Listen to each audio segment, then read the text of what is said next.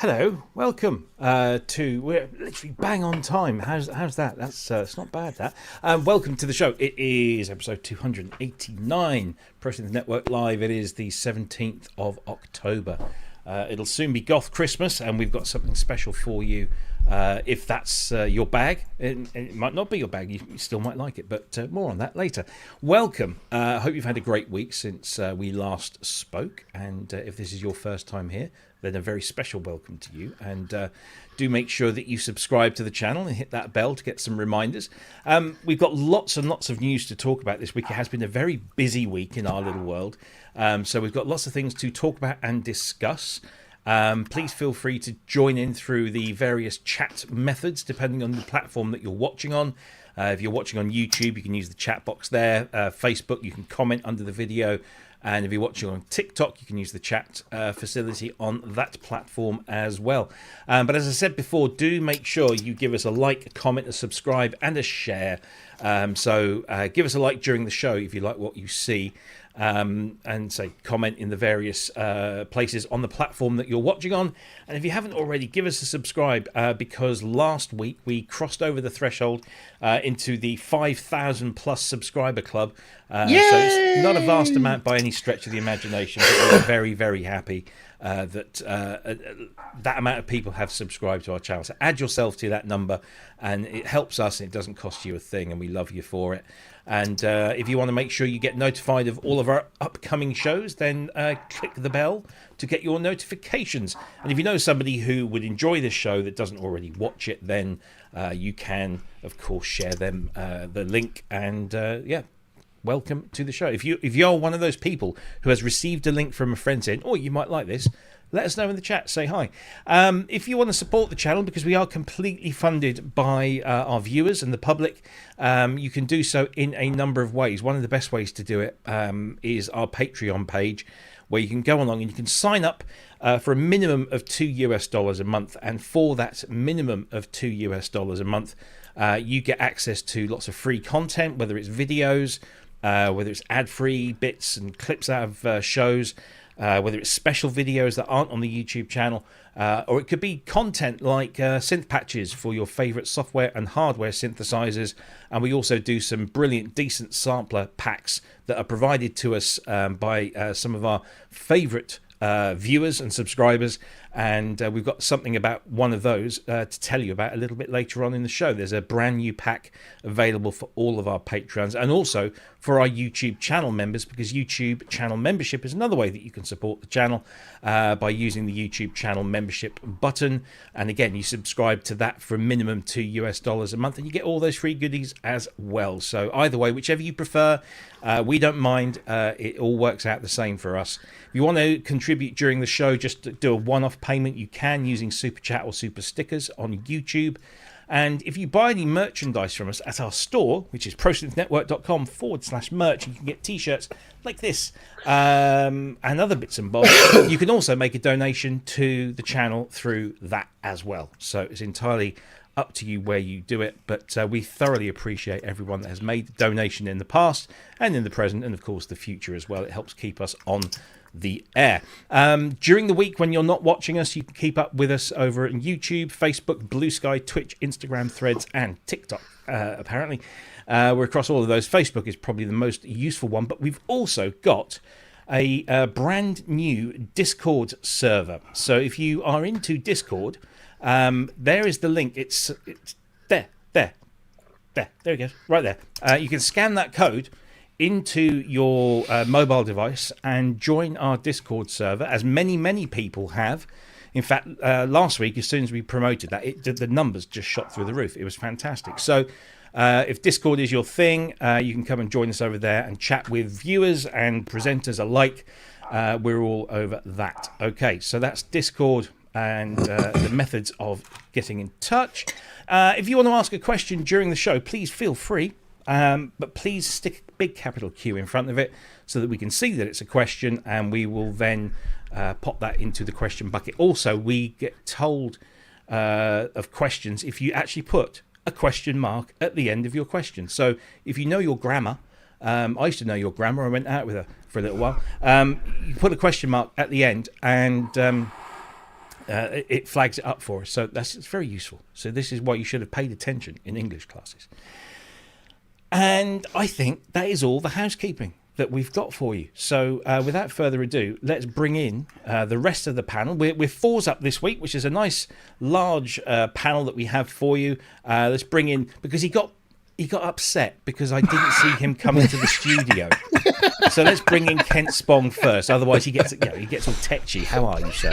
It wasn't that. I had to listen to you lot going on and on and on about how much I smell and the things that I do that are so inappropriate. We said you stink. And what a talentless dick I am. And I was like, okay, I'm going to sit here and listen to this for like 14 minutes before rubbish. You noticed I was here. Never. It was never. Anyway. All right, 13. How are you? All good, thank you. Good. Excellent stuff. Been working much on synths or cars this week?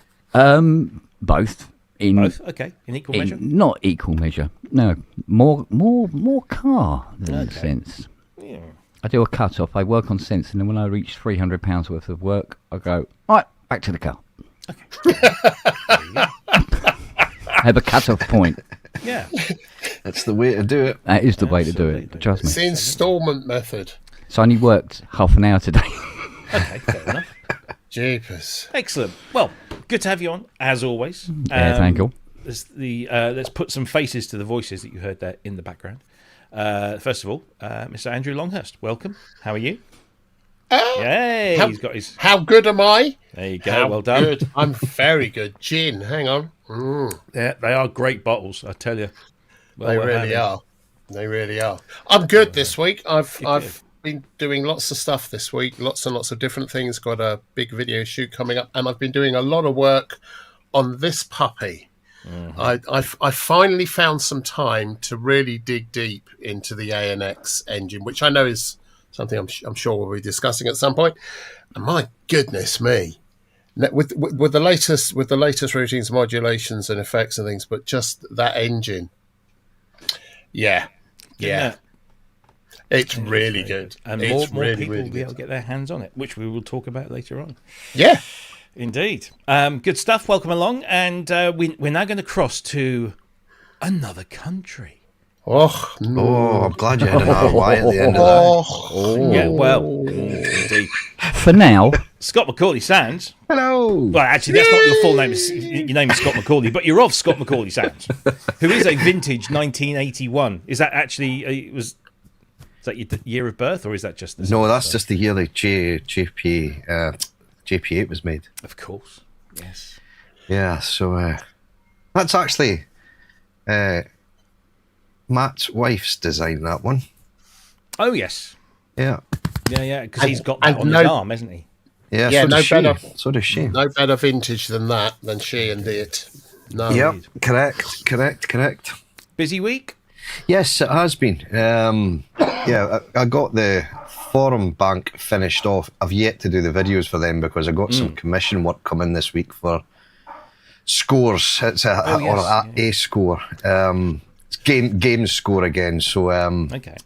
I can't really let on any more than that. But yeah, that's kept me quite steady this week. That's hence why the Polybrook 12's out. And so I'm jumping between that and the third wave and the Moog 1 at the moment. Moog 1.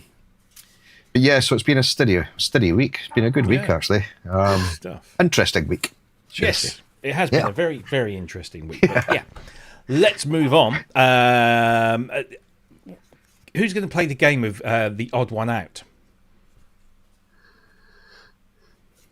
What? Well, look, I've got one of those. Oh yeah, so it is. Scott's got one of those.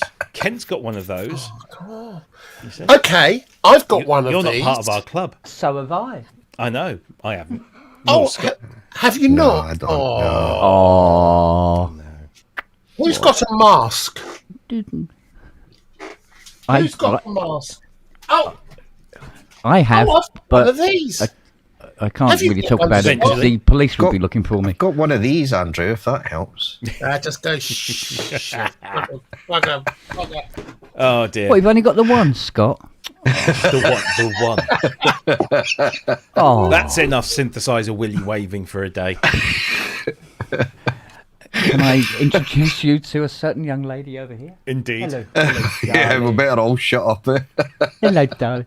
Well, I would if it was mine, anyway. Well, there's something over there with a blanket on that none of you have got.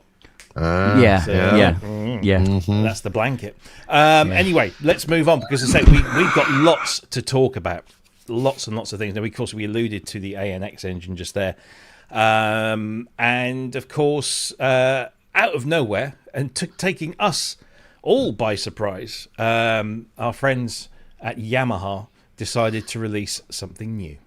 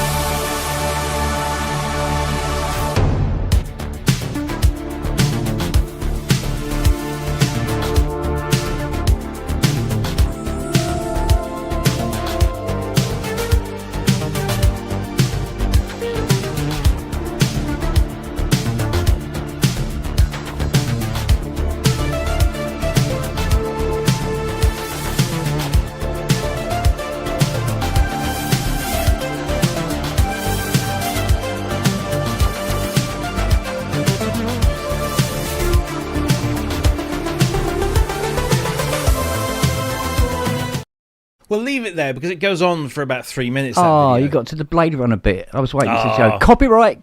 Yeah, well, Blade Runner. So this, of course, is the news that Yamaha have now followed up their Montage M series with the MODXM series, improved, expanded over the original MODXs and MODX Pluses. This is essentially a cut-down version of the Montage, and it has the ANX engine, it has the FMX engine, it has the AWM sampling engine, it has pretty much all of the polyphony as well. There's not a huge amount that's been cut away. They've got rid of that second screen, which of course is understandable, but this is a rather powerful thing, and the prices are incredibly good for something this powerful. Now, I know that there's probably a certain Mr. Unwin that's sitting in his corner of his studio somewhere waiting to shout at the screen. The first thing I looked for, I have to admit, was does the MODXM have aftertouch? Because that was one of my big criticisms of the previous incarnation. There was no aftertouch, just regular. There's no aftertouch whatsoever. Can understand not putting poly in there, but just normal channel aftertouch, surely. But no, it's not there. That said, an expression pedal can do pretty much the same sort of thing, and the super knob is very good in that regard too. So maybe it's not a thing. And when I spoke to Yamaha on the day of release, I said, why? And they said it's not something that gets asked for. The vast majority of people that buy these MODXs are gigging keyboard players, and it's just something that they don't necessarily ask for. So we have to cut things out to keep the cost down, to make it, slightly less attractive than the Montage. And there you go. That's one of those things. But for what you do get in this box, it's an incredibly powerful synthesizer. And in January 2026, they're going to be doing the same as they did with the Montage M. There will be an ESP software version of this as well for all registered owners of the MODXMs. 3 different keyboard sizes, 61 notes, 76 and 88. Apparently they've improved the key beds because they were pretty awful on the other ones. So there's FSK key beds on the 6 and the 7, and then the GHC, I think it is, on the 88. So they're not as fancy as the Montages, but again, you need to cut things back.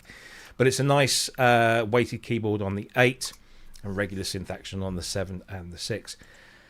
Yeah, I mean, it's a pretty powerful thing. We could spend probably the entire show going through all of its features and stuff. But let's go, I don't know, let's go to Kent first. As one of the 2 Montage owners in here. What do you think of this? I mean, is it a good alternative, an affordable alternative? It was the next logical move. Yeah. Really, for Yamaha. The fact it doesn't have poly AT, no. Or even just regular AT. Well, the fact it doesn't have poly AT is not a biggie.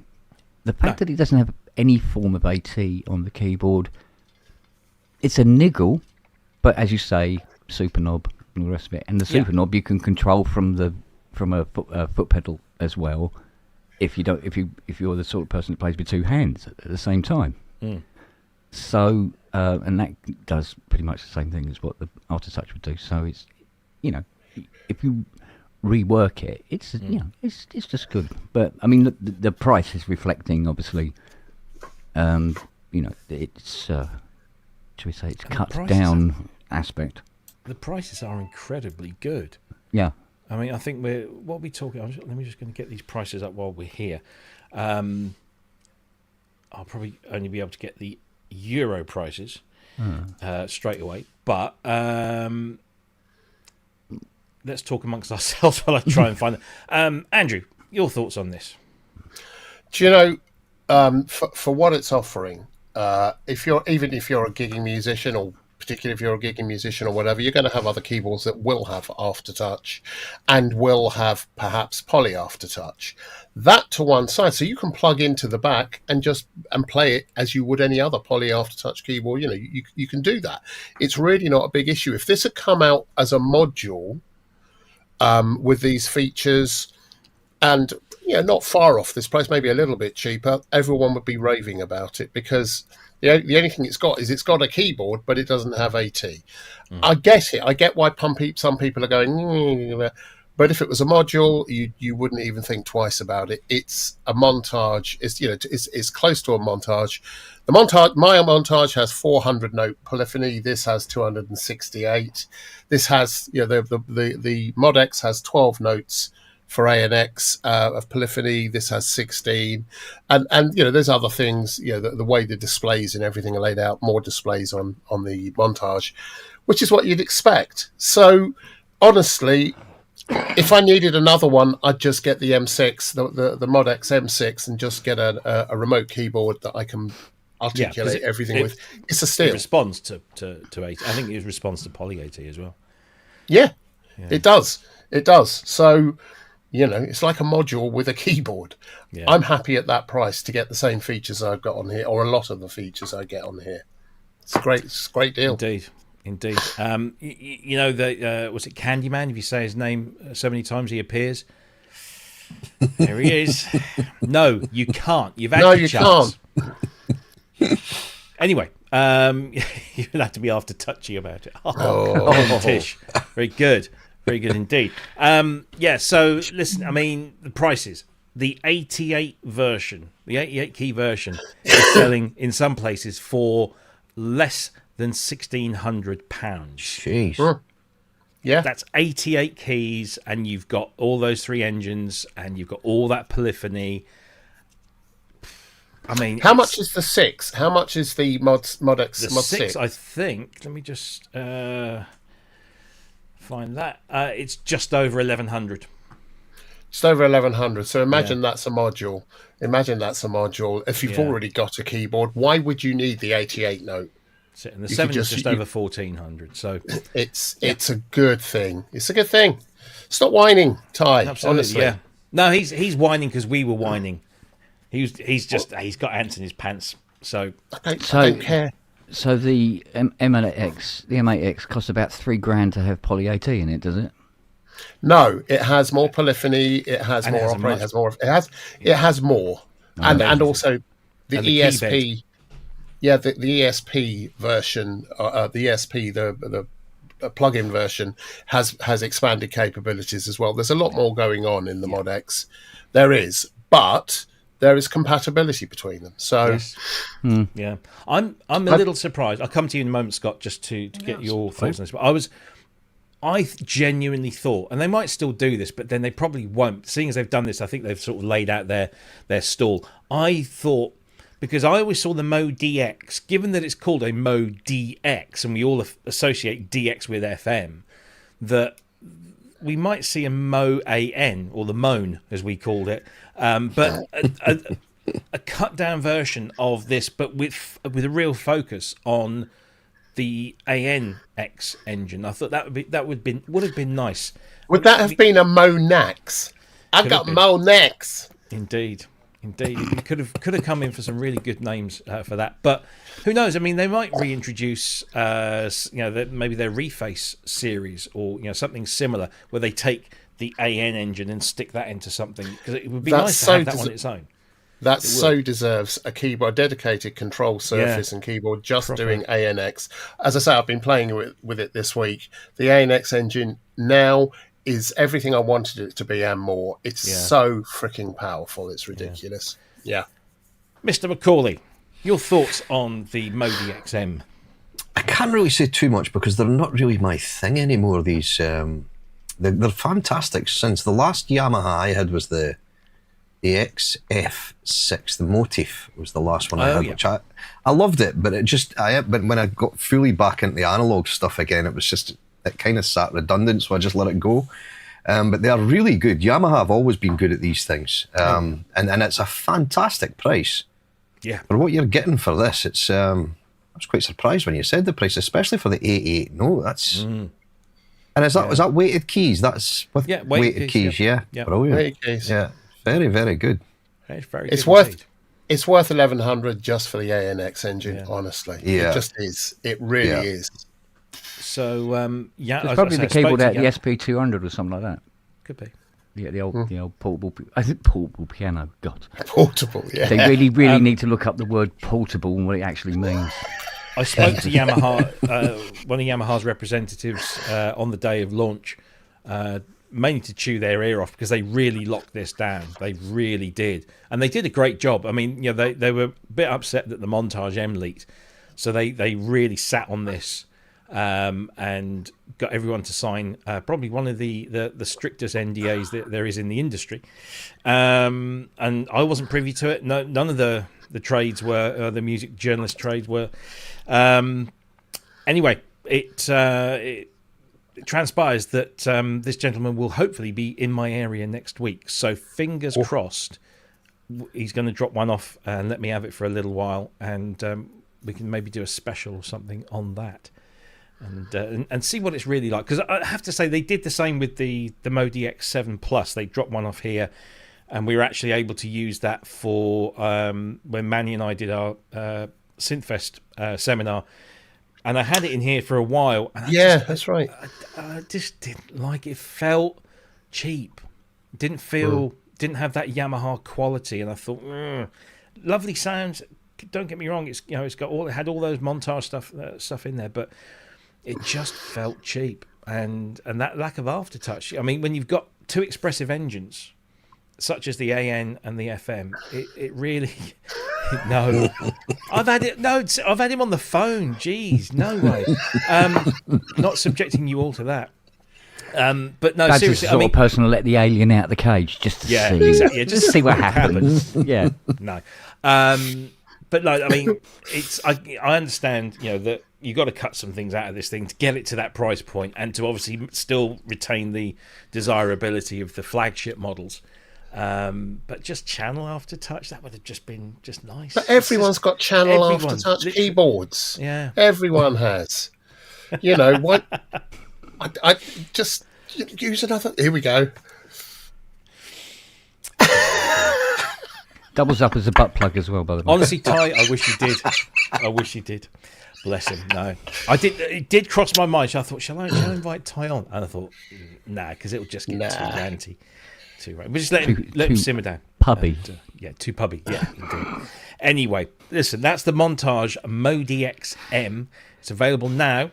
Prices start at around just over £1,100 and go up to just under £1,600, which is just insane. It's just a really, really good price. They are going to sell. I mean, again, they sell more of these than the Montages, certainly on the previous generation. So I'm sure these will sell a bucket load because they're light, they're powerful, they're great, on stage. And if you break, it's certainly not. It's going to cost as much as replacing one of those big boys that Kent and Andrew have got. So that's the MODXM 678. Yes. Can I do a really quick shout out? Very quick. It's to Dina and the Alan R. Perlman We're Foundation. going to do that later. It's on the list. We are. I adore you Did for you that. not read Sorry the list? about that. I've got it in front of me. I can't see it. Anyway, yes, we'll do that. Don't worry. It's all covered. We've got a special feature for I music. love you. It's all right. Indeed. Right. What should we do? Oh, well, yeah, the next big release. We'll play a little bit of this video because it does go on a little bit. But again, this came out of nowhere, and it's very welcome. One of probably the biggest software synthesizer. In fact, I don't have a video because it was that big. So we'll just go straight to the website. We have, of course, the announcement that Omnisphere 3 is going to be available from October 21st. We've only got 4 days to wait before Omnisphere 3 is out. The aptly named Omnipotent, Omnipresent. It's on pretty much everything. It's just a massive... Somebody was saying the other day, this has got over 21,000 presets. Over 21,000 presets in the package alone. It's bonkers. But it is highly regarded. It's one of the most popular software synth packages out there. And of course, this comes from Spectrasonics, which of course is Eric Persing's baby. And we all know that Eric Persing is one of the greatest sound designers of all time. Omnisphere 3 comes with 18 new extra libraries on top of everything that came before. And they cover things like analog vibes, retro vibes, classic digital, experimental organic, scoring electronic, vocal collections. It's just loads of stuff. Loads of stuff is the original. All the original classics have been remastered and refreshed with all the latest version 3 features. So they've not just left the old stuff alone. They've brought it all into line with all the new features. And those new features include things like global adaptive controls for very quick and instant access to the main components that you'd want.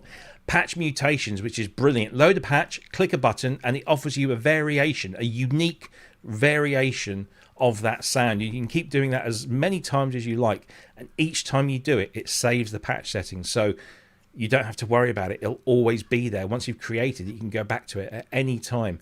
New synthesis and sound design features. This quad zone modulation, if you watch the video, that's very clever. Yeah, that's really very, very good. I can see that being a great boon to sound designers. 36 new filter types, circuit model saturation, dual frequency shifters, vintage oscillator drift, EDM wavetables, MPE polyphonic expression. Calm down, Steve Elbows.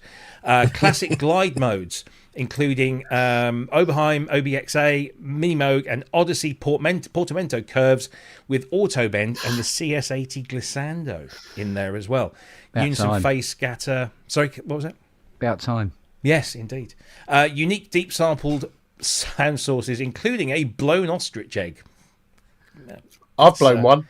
Indeed, and an ostrich egg. And it's also got vastly expanded hardware integration. So now, I mean, this was a genius addition to the previous version where you could just literally tell Omnisphere, this is the keyboard I'm using or the controller I'm using, and it will instantly map everything to the right controls. Brilliant. Yeah, it's been expanded now. So they now claim to support every major manufacturer and some minor ones too. There's over 300 new hardware profiles, and if you just drop this menu down here and go through, I mean, just look at the Arturia. They cover all of those Arturia controllers.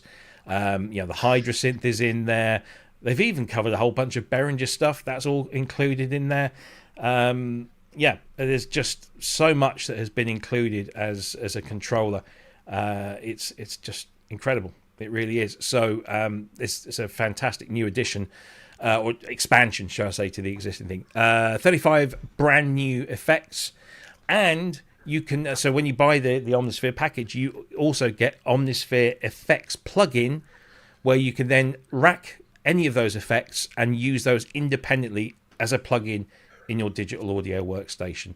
Redesign full browser, implementation of subcategories in the new directory tree, hide feature for sounds you don't need, library images for simplified presentation, there's a tagging system with keywords and moods, full backwards compatibility with all previous versions. What does it cost? Not as much as you might think for something this powerful. So the full boxed product is $499 US, $399 European. The product download is $499, so this is just full price. If you've got a previous version, you can upgrade for just $199. They're still offering upgrades for Atmosphere as well. So all of this is available to buy directly from Spectrasonics or any of their resellers for those prices on October 21st. Now, I have to hold my hands up and say I have never owned nor played with Omnisphere ever. Simply just haven't done it. I think this is time now. Scotty, you love this, don't you? I absolutely love it. Yeah. Are you happy? I agree with it. I've seen Ty commenting saying that, yeah, it's probably one of the best soft synths out there, and it really is.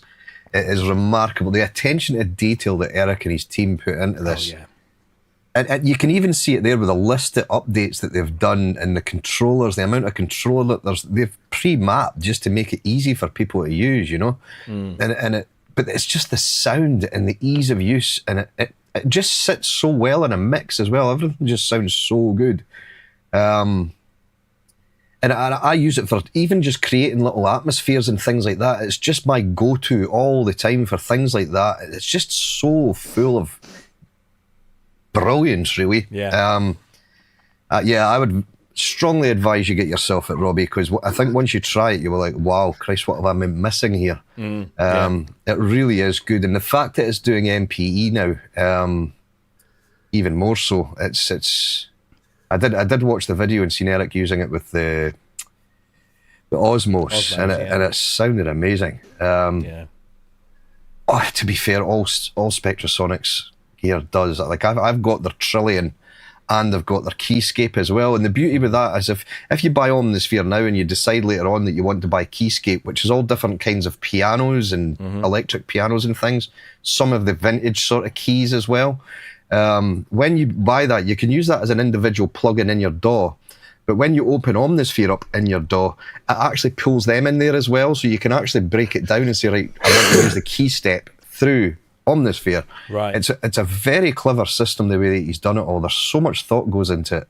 I love it. I could not say a bad word about Omnisphere, to be fair. Yeah, I think there's a lot of people that would agree with you. Yeah. It's kind of, Spectrasonics have kind of become the Apple, haven't they, of, and not just in terms of their product, but also their presentation. I mean, the video for this is incredibly clever and well done. And Eric sporting the black turtleneck sweater as well.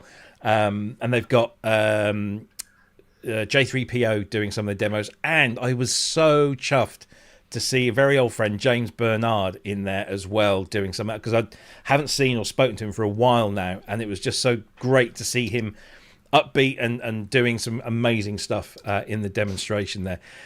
Kent, I know you are a serial plug-in purchaser. Is Omnisphere one of those? Oh, good God. You can't survive without Omnisphere. What the hell? I've managed to. Well, you see, this is it. There is this saying that if you haven't got Omnisphere, you're a bit of a Robbie. You know, it's what we say. It's what we say. Is that okay? Yeah, yeah. It's a thing. It's a thing. But, you know, you go, he's a bit of a Robbie, isn't he? Yeah. That could become a thing, yeah, it? It could become a thing. Please, everybody in chat, make it a thing. We'll make a T-shirt. We'll make a thing. Yeah, we'll make a T-shirt up. Yeah, Omnisphere, you know, when you make a barbecue Pringles sandwich, the most important ingredient is the bread and butter, and that's what Omnisphere is, right? When you're doing a composition and you go, oh, what I need is a harp sound that glissando upwards, and you go through various libraries and you go, wait a minute, what am I missing? Let's just go to Omnisphere and go and get it, because we know it'll be there. It'll be there. Like, it's that kind of a plugin. Yeah. It just always delivers. There will be something, no matter what sound you're after, will be what you want, or almost what you want, and needs a tweak, but it'll be in there. Yeah. So I'm actually spitting bricks that you can't pre-order it, because I would have bought it this morning.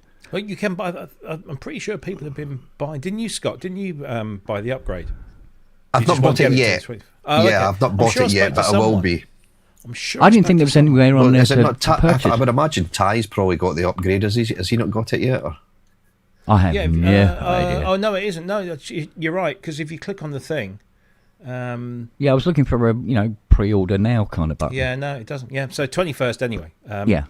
So waited with bated breath. You know. I mean, I'll tell you. Well, the reason I've been able to kind of keep myself away from Omnisphere is that I use something else for my everything can do everything in one place thing, and we'll talk about that in just a moment. But having watched the video and gone through the specs, I don't think I can hold back anymore. So I think on October 21st, I shall be buying the full version of this for the first time, and I'm pretty sure I won't regret it. What about you, Andrew? Are you going to buy this? Everyone's sort of losing their shit over this, and I kind of understand why. I had the original version, which I found a real pain in the... Yeah, it was lovely to use, but everyone was using it, and all the sounds were the same at the beginning, and I didn't... I kind of got it, but it was a pain in the ass to search through and all that stuff. And I'm not a great fan of collections of synths like this, like all the others that are out there. At least I haven't been. And then I saw this demo, and I've got to say... They've done several things, but the most important is they've made the searching for sounds much, much easier. It's much more organic and human in terms of search terms and what it looks for. I love the morphing button that gives you different examples of something you already have up. I think that it's not just clever, it's freaking amazing how good that is. It's got all the expanded stuff, and I love the fact all the effects, and there are more now will plug into your door. Of course I'm going to get this. Of course I am. I mean, I just need to, I just got to have a quick word with my bank account about it, but I'll probably get this as soon as it launches next week. I'm going to be getting this. It's a no-brainer. Of all of them that are out there, this is the one that speaks to me the most. It just does. Yeah, a lot of people in the chat are saying that, that this is almost a dead cert. There is no demo, but it's one of those things that you don't really need one. You get it. You won't be disappointed. It'll always come up trumps for you. I mean, if somebody like Ty Unwin can say, what does he know? I've said it before, but I could happily get rid of everything else and just live with Omnisphere in contact, and you'd still feel complete. Oh, you missed a trick there. You could have put complete with a K. Yeah, but as Dina pointed out, as Dina asked in the chat, how many ostriches have had to suffer for this? Oh, I think they were all ethically sourced. Yes, I think they were. Yeah, agreed on sauce. Tomato sauce. Yeah. I tell you what, bit of HP. I think I don't know. I think JD Vance directed the video though. It wasn't a great video. Do you think? No, I thought it was a great video. It was look, it was a promotional video, and Eric's just a super enthusiastic guy. And I was just blown away that James was in it because I haven't seen him for ages, so it's really nice. But no, I did spend the first 5 minutes I spent looking at it, going, "God, this is expensive. This video is expensive." And that's kind of spared no expense. No expense. So no, I mean, why does that have to be in a Scottish accent? Yeah, Spectrasonics are like Toontrack. They'll never do a discount. They'll never do a sale because they know the quality is absolutely 100%. So there's no need to discount this thing. This thing pretty much sells itself, and if you have the money, you'll buy it. It's as simple as that. And if you don't, you'll probably save for it, or like me, until now anyway, you'll find alternatives, which we'll come to in just a moment. It's one of the few programs, that actually fires up and works properly on my Mac Studio, and that's saying a lot. It is because you're paying for quality, not just sonic quality. Yeah, they've been developing this for the last 3 years just as an upgrade. This is a company that I mean, Eric is is so well known in this business for quality that nothing would get out of the doors if it didn't pass his level of I like the fact that he mentioned in the video as well that they'd gone through all of the old presets, all of them, and had remastered them because of the new effects and the new end. So that just speaks volumes about who they are as a company. Absolutely. Yeah. You've started something here, Kent. Good. I've just got rid of the other ones. There were some other really good ones. I accidentally just deleted them from my list. Yeah. See if I can find them again. He's all right, but he's a bit of a Robbie. Yeah. No, I had them all marked up, and then I hit the wrong button, and they've all gone away again. But there were some very good ones in there. So thank you very much indeed for submitting those. Actually, saying that, I was hanging out with Kissing the Machine at the last weekend at the Synth picnic in Norwich, where he was there helping Robin to what was a very good little event. Brilliantly set up and laid out, and hopefully there'll be some more of those synth picnics coming along. But always good to see you, Sean. Anyway, before we move on to other things, first of all, let's welcome Jason Crouch has become a YouTube channel member. So you can now go to the posts section on the YouTube channel page, and you'll be able to find all of those freebies and everything that are in there. And of course, if you're a Patreon subscriber, you'll also find those as well. £2.89 from Andrew. Thank you very much. We're getting close to the £3. Scott McAuley has donated. Ken Spong has donated for noticing I was here. Woody wobbles. Amanda only does prime numbers, so there we go. Thank you very much. We appreciate your contribution. It is very, very welcome indeed. Don't forget, stay tuned if you want to find out about our special, super fantastic guest next week. We'll save that one till a little bit later on, but we've got a big announcement to make about our guest next week. I'm super excited and just a little bit nervous, but you'll enjoy this one. It's a little bit to the funny left. Yeah, but it's a little bit. Yeah, you'll see what I mean when we reveal all of that. So I said before that there was one thing that pretty much keeps me, or has kept me away from Omnisphere. I keep looking at it saying, yeah, I've got stuff like that in my toolkit, and that, funnily enough, 24 hours after Eric announced Omnisphere 3, the company behind this toolkit announced their upgrade. Ladies and gentlemen, UVI have announced Falcon 2026.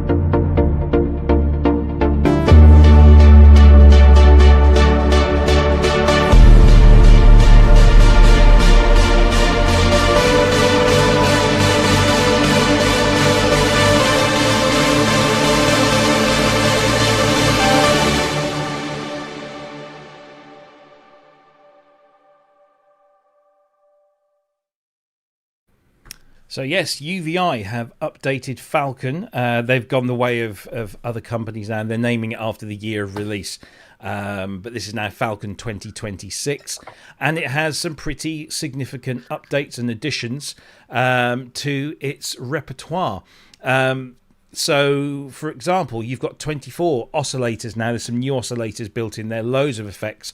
So, for example, let's get onto the actual details here.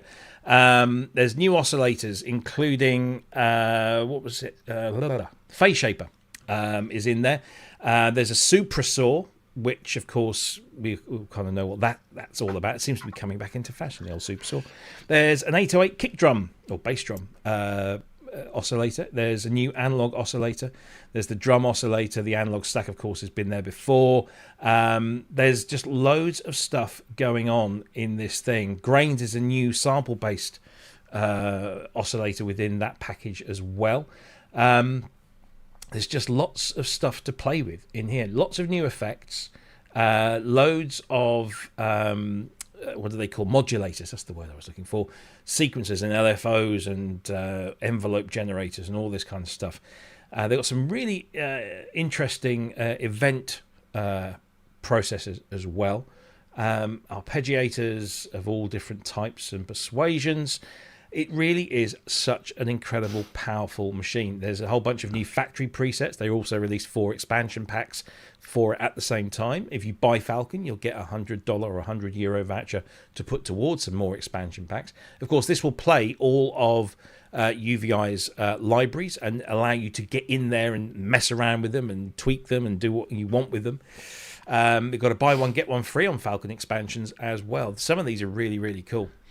The whole package at the moment, and this is why I've probably stuck with this over the years.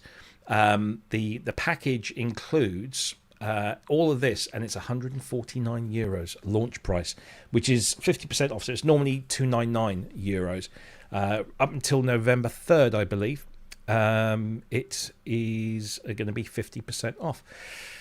You can also, of course, subscribe to the Sonic Pass, which is €24 a month or €240 for the year. So effectively you're getting 10 months for the price, 12 months for the price of 10.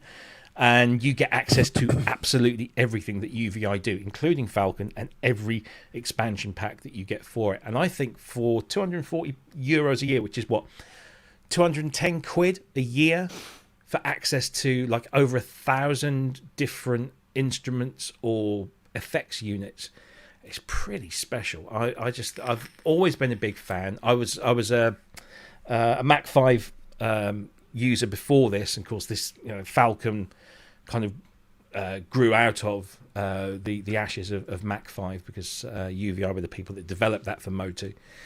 It's such a powerful tool, powerful instrument, and this is why, for now anyway, I've not gone the Omnisphere route. I've always gone with UVI Falcon. Andrew, what would you prefer, this or Omnisphere? We'll never know because we can't hear him. He's got his microphone turned off. Omnisphere. And the reason is I was thinking about why. That's why I had the mic off. I was kind of going, I wonder. It's about the way everything, the interface and everything is presented. Falcon gives you everything. It's here you go. Choose from this lot. It's like taking Lego bricks from a big bucket and throwing them all over the floor and say, build whatever you like. I get that.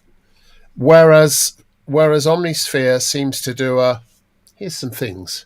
Click on them, see if you like. Describe the sort of thing you want. Here you go, try that, and you can move on. That's what I like about Omnisphere, that you're starting from the sound of something first and then moving through to the programming. So I get it. I think it's a fantastic synth, but I think it would just cause me complete overload to use it whilst I'm, I'd just be looking for I'd be looking for a place to start, or I'd be trying to use each part of the engines from scratch and just going, I don't know where to go. So I get it. I understand why everyone loves it, but Omnisphere for me. Omnisphere. One of the reasons I really do like Falcon, is because I've been familiar with it for a very long time, but also the way that you can build your multis and the way that it builds its instruments is very Akai-like. The structure of samples, programs, multis is the same kind of Akai structure, which again, I can go back 20 odd years of using that. And so it feels comfortable to me in its workflow. Somebody did ask, I think it was Amanda, who said in the chat, would one consider using both Omnisphere and Falcon at the same time? And I think given the lure of Omnisphere, I'll probably be able to say yes to that question next week. But yeah, I think you probably could. I'm pretty sure Ty is a big fan of Falcon, and he uses both. I'm pretty sure he'll probably tell me if I'm wrong. Yeah, he commented above. I'll find it whilst you're. Yeah. Obviously, you're a massive Omnisphere fan, Scott. But are you tempted by Falcon? I am. I don't have it, and listening to that there, it's quite impressive, and I definitely think it's something you could use in conjunction with Omnisphere. I don't think it doesn't sound like there's that much overlap. But then I've never played it, but it doesn't sound like there's a massive amount of overlap. Like that sample sort of what's the word I'm looking for?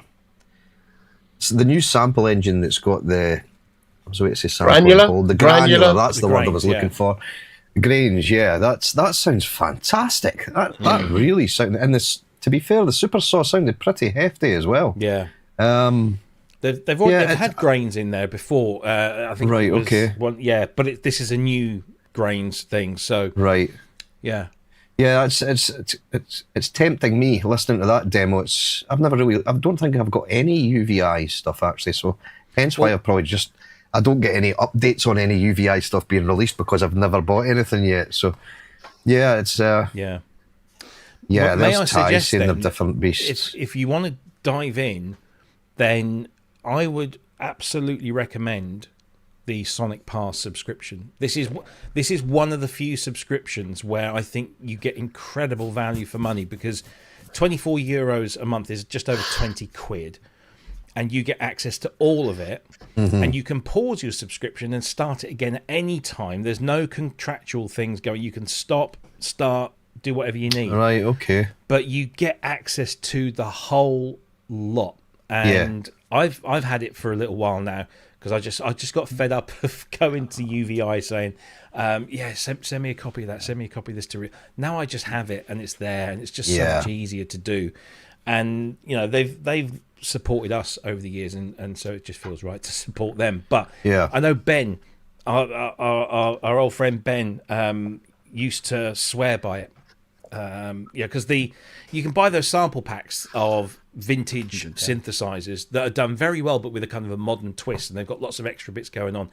But some of the actual synthesis stuff, the Falcon expansion packs, where they're actually using the synthesis elements of it, really shows off some amazing stuff. But I get the point about the interface. The interface on Omnisphere is much easier to sort of get into, whereas this is a lot more complex. This is more of a sound designer's, so it's an in-depth tweaker kind of. And that's the thing. I am a sound designer, and the thing is, I would want to just dive straight in deep from the beginning, and I get lost. Whereas I know with Omnisphere, I'll dive in at the top, and then I'll be working my way backwards through it. So it's just a different way of looking at it.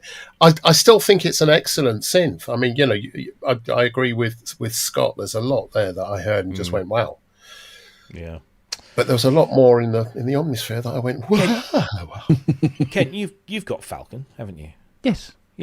I use Falcon, Contact, Omnisphere all at the same time, if necessary. Yeah. Thing is, but with Falcon, although they go, well, it's very much like Omnisphere, but it doesn't really sound the same. No.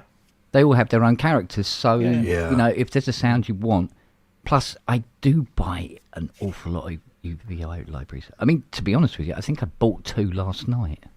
Yeah, I did. I bought 2 last night. Yeah. And, and they turn up in Falcon. Yeah. And off you go. So, it's all good. I mean, I know because there's people going, well, I haven't got that much money to throw around at stuff. But you try them out and just see which one speaks to you the loudest. Yeah. Unfortunately for me, they all do. So they're all deafening. So I have all of them. But like I say, they there's room for all 3 if you can go for it. The one thing I haven't mentioned is that if you are already an owner of Falcon, the upgrade is free. And this is the 10th year that if you've been a Falcon owner, you get the upgrade for free. No cost. So you and a lot of the expansions are massively reduced. Yep. The 2 I bought last night, I got 2 for the price of what one used to cost. Yeah, and if you buy Falcon today, if you're a first-time buyer, you'll get $100 or €100 voucher to spend in the store on their soundware, and that can get you some really good stuff in there. Absolutely. It's a very good deal considering you're paying $149 for that just on its own. The price is stunningly good. It is good.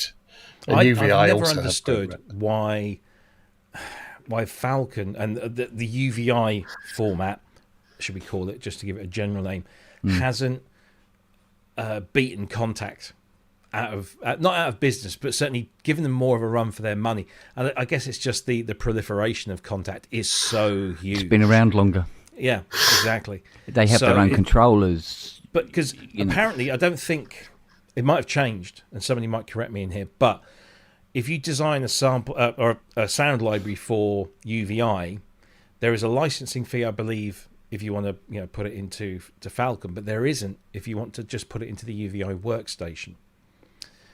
which makes it a much more attractive proposition for sound library developers, because if with Kontakt, for example, you have to pay an extra license fee to have it play in their free player. So I think UVI are a lot more accommodating, shall we say. So, still, look, it's a great tool. It's a fantastic tool. You won't be disappointed with it. And you'll be playing with that for a long, long time. So that's UVI Falcon 2026. It's out now. It's €149 until the 3rd of November, I believe. And then it goes back to its full price of $299. And as I said, you get a $100/euro voucher for Soundware when you buy it as well. Right, we're coming up to the top of the hour, so let's just squeeze a few small topics in. The first of which is going to be this. Let's throw this up onto the screen. This is the Alan R. Perlman Foundation's compilation album, the sales of which the proceeds will all go to help support Dina's work over there at the Alan R. Perlman Foundation. It is a 36-track album. You can buy it as a digital download. Right now, it's set for a few days at a name your price. Don't you dare. Don't you even think about not paying for this, but pay them something for it, because you're getting tracks from the likes of Martin Gore, who composed this track especially for this album. So you're probably not going to get this anywhere else. John Fox, I can actually sort of put my little hand up and say I helped not negotiate, but put people in touch to get that John Fox track on there. That was quite a thing. You've also got people like Drew Schlesinger and David Torn. You've got the fantastic, the marvellous, the beautiful Lisa Belladonna is on there. Our friend Rupert Greenall, who I'm hoping to get on the show soon. He's put a track. Rupert, of course, keyboard player with the Fix. Panic Girl, Bob Familiar, Matt Baxley's on there as his pseudonym Booksley. DJ Cherish the Love is there as well. David Mash, Bill T. Miller, Cosmic Soup Kitchen, and a whole bunch of others. I'd be here all day. It's a brilliant concept. You can buy the CD. It's just $20 US. You get 24 tracks on the CD, and the other 12 you get as a digital bonus. So you still get all the 36 tracks. But of course, all of the proceeds of this go towards the Alan R. Perlman Foundation. Of course, we support them, and we try and do as much as we can for them. So there you go. It's called Soul of the Machine, a celebration of the life and legacy of ARP founder Alan R. Perlman. Go and grab it now, or as soon as you possibly can. Have you got a QR code for that? Have we got a QR code for that? Let's have a look. Do you know, I think I might do. I'm pretty sure I did, or maybe I didn't. I'll tell you what I'm going to do. I'm going to do that, and then I'm just going to throw it into the chat. Perfect. There we go. I did QR code. I spent half an hour doing QR codes for all of today's things, and I haven't put any of them up yet, because it's such a new feature. I keep forgetting we've got it. But there you go. The link is in the chat. It's a rather long link, but go and click on that, and help out the Alan R. Perlman Foundation, please. Yay! So there we go. Grab it while the price is right, as Dina says. But don't you dare put 000 in there. Just even if you can only afford $1, she will take your dollar. Absolutely. But if you can give more, please do. It's a great. If you pay $1, you're being a bit of a Robbie. I'll have you know I'm buying the CD. I was actually going to ask Dina. I can't remember if I did ask Dina because I've seen her quite a bit over the last few weeks. If they're going to do a vinyl version, because I would have happily bought the vinyl version. But I think there's lots of different rights issues with putting music on vinyl and digital. It's all different. But anyway, maybe that's something for another time. Hello, Lily. So there you go. Another thing that you can support on Bandcamp is another lady that I'm desperate to get onto the show, but she's incredibly busy. But this is the Resonator movie soundtrack that is going to be on vinyl, but unfortunately only in the US at the moment. I did complain, very politely, and Alison said that once the distributor has got some places to show the film here in the UK, Alison's coming over and she'll bring vinyl with her. So yeah, it's there. But you can buy the digital album now for $14.99 US on Bandcamp. Again, I will put the link to that in the chat. But this is a great album, and it features a track on here where she's used AI to expand her father's performance. So if you're not familiar with the concept of this film, Resonator was a piece of hardware that you could play a guitar into, and it would come out as anything that you selected. So you could play a violin through your guitar. It was incredibly ahead of its time and very, very unique, and still quite a powerful thing today. Alison was Don's daughter, and unfortunately Don passed away when she was a very, very little girl. And so this story, the whole documentary, is about her rediscovering her father's story, as well as finding the prototypes of the Resonator, which never went into full production, and getting it rebuilt and recreated and working it. And then at the end of the film, you see her taking it around to all these different artists, Peter Gabriel, Mark Ronson, loads of others, where she's demonstrating. And Peter Gabriel actually features in the documentary, which is no mean feat to get Pete on film. So yeah, the Resonator soundtrack is available, highly recommended. And if you're able to watch the Resonator film, please do, because it's a cracker. Bring a box of tissues. I wish they'd put it out on Blu-ray. I'd buy that in a heartbeat. It will eventually come out that way, but again, it's costs and licensing, because there's going to be all sorts of things going on. But she released the album. She's also released the single, and she submitted is it best soundtrack? Oh, she's submitted for Grammy consideration 3 pieces. So the album, the single, and something else. I can't remember what it was. So she might even win a Grammy for this. It's an incredible project, and it's something that she's been doing for a very long time. It's so good to see. But if you can get hold of that film, it's not being distributed globally at the moment, but please do go and watch it, because it's just a fantastic thing. And yeah, fingers crossed we'll have Alison on the show at some point in the near future. Yeah. Right. What else have we got? Any other little things? Actually, I was going to let's mention this, because you might remember there was a project, a Kickstarter project a little while back, for a little analog drum machine.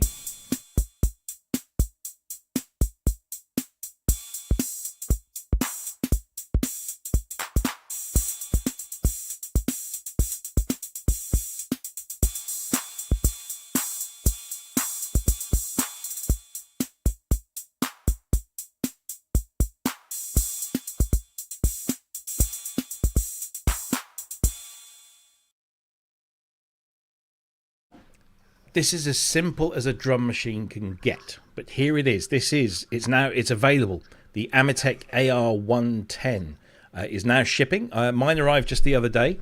It is the simplest drum synthesizer you can ever wish for. You can't do anything with the sounds. They are fixed sounds. You can't even manipulate them with CCs or anything. You've just got volume controls. There's an overall global volume control just here, and then one for each of the 5. On the back, you've got individual outputs and a global output just there. You've got MIDI in and power. That's it. That's all it is. But it sounds great.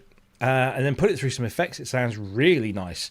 And they're taking pre-orders now for proper sales over at their website, which, of course, I will now put up a QR code for, because I did put one together for it. Where is it? Here it is. There we go. And how much? Scan the QR code. I think, I'm not entirely sure what the full retail price is, but I paid around £87 for the drum synthesizer and 6 audio cables and a MIDI cable and the power supply. So basically everything you see in that picture there, I got for about 87 quid. It's a brilliant little thing, and it just sounds really, really nice. The clap is incredibly Roland-esque. As are some of the other drum sounds on there, but it's a beautiful little thing, and it's just great to see a Kickstarter project actually be successful and get made, because we're seeing quite a few of these sort of falling by the wayside, unfortunately. So I just thought I'd make people aware that you can now buy this, or pre-order it anyway, on the Amitech website, which I've put I always get this wrong way around. It's there. It's in that corner. Great little thing. It's quite impressive they've squeezed it into such a small box as well. And it weighs nothing. It's about the size of a USB hub. Yeah. The only thing I would point out, it is. Yeah, the only thing I would point out is, so these are all you got the cables, so the mono outs for all the individual ones. Comes with a power supply. Unfortunately, they're only sending US power supplies, but this is a 100 to 240 volt thing. So all you don't need to buy any downsteppers or anything like that. You just need to get something like this, which you can just plug this into, and then bring out your UK plug, and that's it, and it's fine. So it works. And you can buy these adapters for like £5 off of Amazon or thereabouts. So it's not a massive deal. I was just a little disappointed that they didn't put one of those ones with the changeable pins. Yeah. Yeah, never mind. I'm not complaining. Well, I just kind of did, but you know what I mean. Anyway. Does it have polyphonic aftertouch? No polyphonic aftertouch. Oh, well. I'm not buying it then. Shocker. Another little thing that I want to just squeeze in. This was an odd thing. I mean, look, don't get me wrong, it sounds nice. I'm not going to play the demos. You can go and check the demos of this out yourself. This is Audiothing. They've just released June, June. June. You can tell what it's based on, of course. And whilst it sounds nice and is quite nice and is not that expensive, Barcode is now in the corner. Haven't we had enough of Juno emulations? I mean, isn't there just like an absolute... he's fallen asleep, look. Isn't there just like an absolute glut of these things? Do we need another Juno emulation? What do you think? I don't think so. Shaking heads? No. Well, I mean, if they're claiming that it sounds better than anything else, it's the most accurate emulation. You know, maybe 39 quid. If you want one and you're not subscribed to one of the many libraries that already has versions of this kind of thing, then yeah, $39 isn't bad. It's not bad at all. So you know, it sounds pleasant enough. I wish they'd done the demo without lots of delay on it. Yeah. You can download a demo and find that for yourself, but I saw this and thought, oh, it's like, well, you never know. They might have nailed the chorus. You might have done, yeah. Because none of the others have.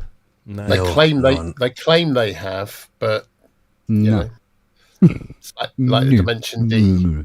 Yeah. Very few have actually managed to. I would just like them to have spent a bit of effort, maybe doing something that we don't already have like a ton of, because I'm sure that the Audiothing they make really good stuff. I've got some of their stuff. I can't remember what I've got now, but I just think Spaces wants to know, is it iOS as well? Yeah. There you go. Boom. There you go. Also available on iOS, so that'll keep Dr. Metley happy, and Spaces in Noise, of course. Yeah. So I suppose that's a redeeming feature. Yeah. In a way. And you can download it and try it for free. So exactly. Yeah, absolutely. Yeah. Yeah, but with the likes of Roland and Tal and who else has done Juno? There's loads. There's just loads out there. Anyway, that's just a little thing that I thought I'd squeeze in, as the actress said to the bishop. Let's see. We've had a couple of releases from our friends. Do we call them friends? I don't know. Are they our friends? They might be our friends. Who knows? From our friends at Behringer, who've released not one but two mini synthesizers. This was, let's see if we've got the first one here. 1, 2, 3. There. Phase distortion. It's not the type of synthesis you often see in today's synth world, and that's a shame, because back in the mid-80s, these things were all the rage, from its early synth releases right through to the glorious evolution of the CZ1. But fear not, because we've taken all those best parts and we've shrunken it down into our ever-growing mini-series, introducing the CZ1 Mini.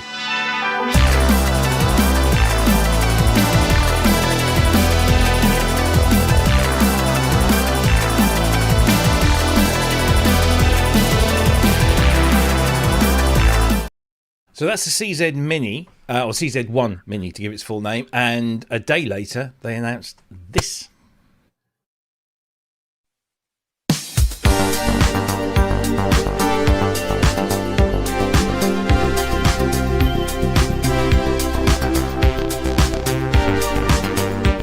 Hello, today I would like to introduce you to the Behringer UBXA Mini.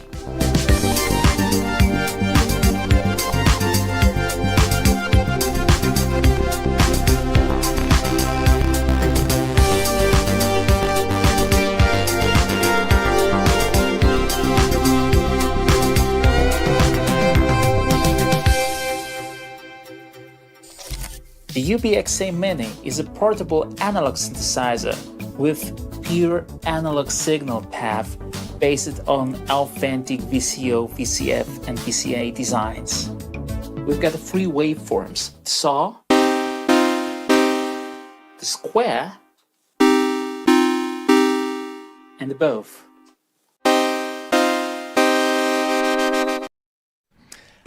You get the idea. Little pocket-size synthesizers for €89 each. Available to order now. One emulates the Casio CZ phase distortion range of the mid-1980s. The other one is a three-voice. I believe it's a three-voice because I couldn't find any definitive. Yeah, I it think just it said is three. it's got three VCOs, but it didn't mention polyphony, so I'm just assuming it's three-voice. Yeah. It looks like it is, yeah. Yeah. Look, the UBX, the big one, is not a bad synth for the price. Does it sound like an OBX? Sounds similar, but it's not quite there. I don't think it's in the neighbourhood, but it's certainly not in the postcode, is it? So it's a good value synth for someone that's value. looking for that for 16 voices and things. Yeah. So now three voices are going to cost you £89, and you get a whole bunch of controls, and it's USB and. It fits in your pocket, as well as the CZ1 Mini, which brings back phase distortion. And that's actually quite an interesting addition. Again, only three-voice polyphony, but I was expecting more from a digital synth. That you could probably squeeze a few more notes of polyphony, but obviously not. How much is it again? €89 for each. If it was £50 more, would it make it useful? Who knows? What's the use of a three note synth? I know. Okay. But they do seem to be rather popular, I have to say. I mean, lots of people have said, nice and cheap. Yeah, it's nice and cheap. It's a good little way of getting into these things. They've been promising these two for a while now. I was digging back through the records, and I do believe that the CZ Mini was initially spoken of about 5 years ago. It was a long time, wasn't it? Yeah. So they talk about these things and then they sort of go quiet. And I was actually thinking the other week, we haven't heard anything from Behringer for a little while. So I wonder if we're in the run up to Christmas going to see some. These are great little stocking fillers. If you're looking to, for that young synthesist in your life, or maybe the old synthesist in your life, and you just want something to put into the Christmas stocking at the end of the year, then why not one of these? These are interesting little things. Have they done the CZ1 as a larger keyboard thing? Not because yet. Anyway. That would be something I'd be interested in. That would be something I would. I agree with Ken. Three note polyphony. Yeah. Why? But, yeah. Well, it's all you're going to squeeze out of something this small, I suppose. But there's clearly a market for it. Well, get Casio should re-release the CZ1. Do something with it. Casio have just released, and I'm very interested. I've put my name on the list. They're one of their original calculator watches that was used or worn by Marty McFly or Michael J. Fox, but they've done the Back to the Future version with engraving. I don't know how much it's going to cost, but I've put my name down. Yeah, but anyway, it'd be interesting. I mean, I think Casio should get back into they did try, didn't they, a few years ago, and not very successfully. But they could bring back the CZ range, and I think it would go down very well because there are a good number of fans of that particular mode of synthesis. Have you got any synthesis Casios? Engine? No. Kent, did you ever get into the CZs? No. 101s, I did. Stack of them. But as lots of people did. I used to play in the band, and I replaced their RZ1, their Casio. They used to have a Casio RZ1. I came in as a real drummer and played with that. But the keyboard player had a Juno 106 and a Casio CZ 5000. And I have to say the CZ5000 was really good. Stunning synth. Yeah, really, really good. Yeah. Yes, interesting. But CZ1 Mini and the UBXA Mini available now at all good music retailers and maybe some bad ones as well for just €89. So I don't know what that's in pounds. It's probably 70 something. Yeah, there'll be people that will buy them. Yeah. I think it'd make a great gift. Peter says he's got an RZ1. I know, because it's there. It's in the corner of the room. It's still there. And I forgot to bring it up to Bristronica. I did honestly genuinely forget. I was going to bring it, but completely forgot. Apparently Ty, I reckon Ty would like both of these. He'd like both of these as a stocking filler. Yeah, but you'd like the little one. I know you would. Stockings. I know you would. He's got short legs, but he's got big, but imagine trying to walk around with them in your socks. I know. Painful, mate. Nah, not for me. Yeah. Right, so let's see what other big news we've done. We've done Yamaha, we've done Spectrasonics and UVI, we've done Behringer. Oh, this one was interesting because this is quite a saturated market, so you've kind of got to do something special to stand out. This is new from Akai.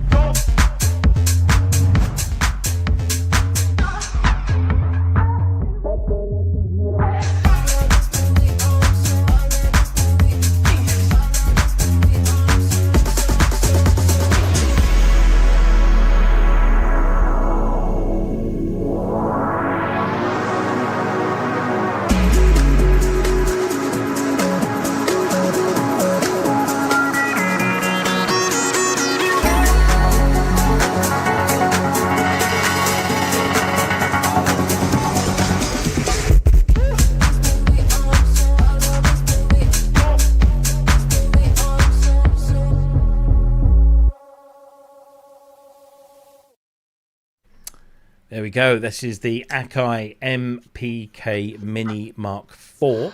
It's a very compact 25 key controller. I don't know if it's got aftertouch before anybody asks, but it does have 8 of your MPC pads. It has a proper pitch bend and mod wheel, which I know they were making quite a thing about because certainly on some of these small controllers they substitute them with touch sensitive strips, which aren't always the best thing in the world.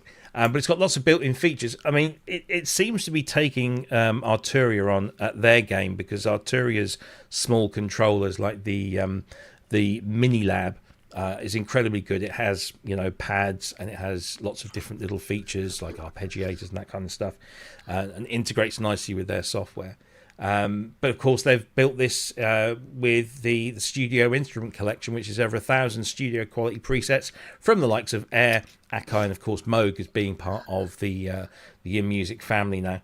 It's not a bad little controller if this is your thing, for taking around on the move or just sitting in your bedroom messing around. It's got scale modes and chord modes. Comes in 2 different colours. Has a nice little OLED screen there, and it's quite a full-featured little thing. I don't know if any of you guys are really into your little controllers. You're big keyboard boys, aren't you, really? Well, so I don't know. You say that.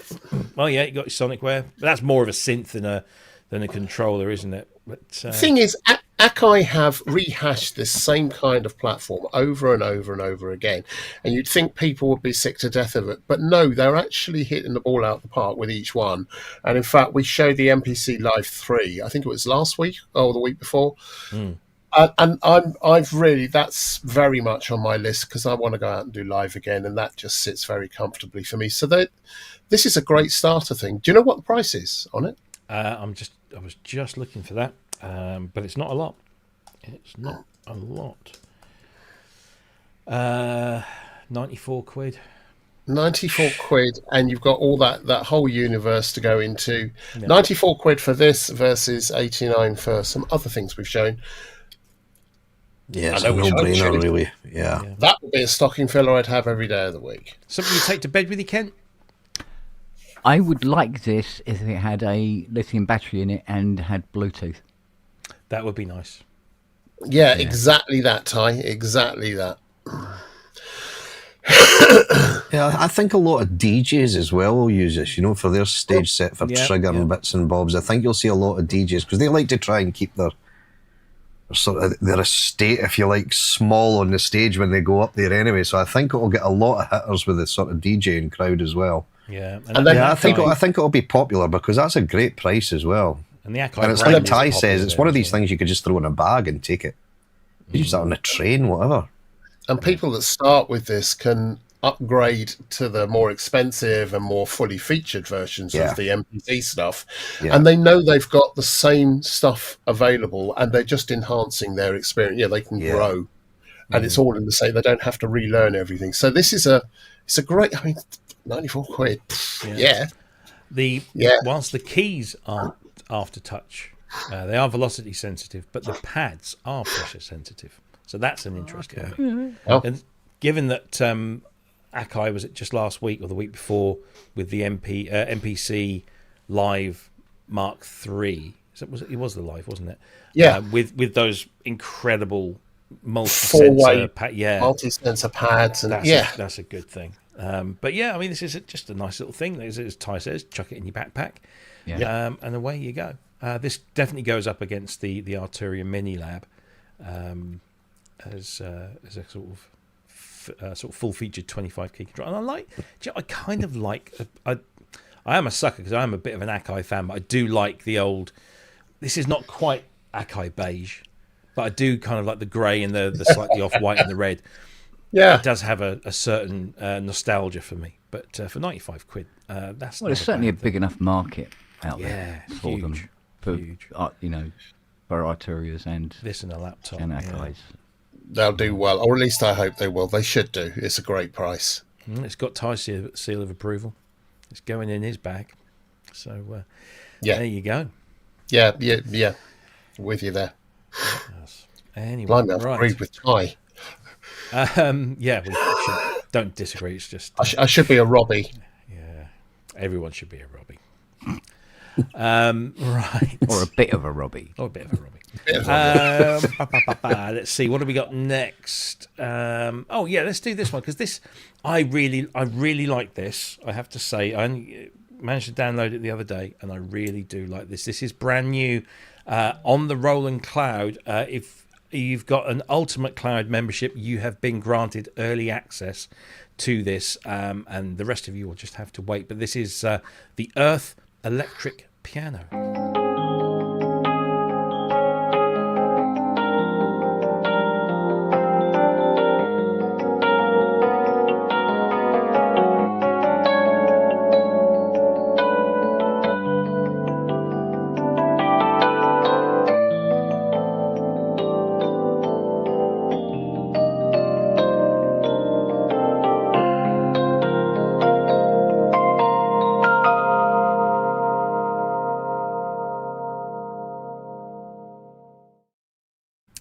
Go. That's the little demo there of Earth Electric Piano. Let's look at the specifications because it is quite good. You get 19 electric piano types, including Tyne, Reed, Clavinet, Vintage, Digital, and more. 2 preamp types, 6 different kinds of tremolo, 18 cabinet models for tone shaping, clean and efficient UI, and it is a very nice UI. Over 100 expertly crafted presets. Venue space simulator, studio grade EQ and dynamics, over 90 multi-effects presets, and seamless integration as a VST3 audio units and AAX plugin.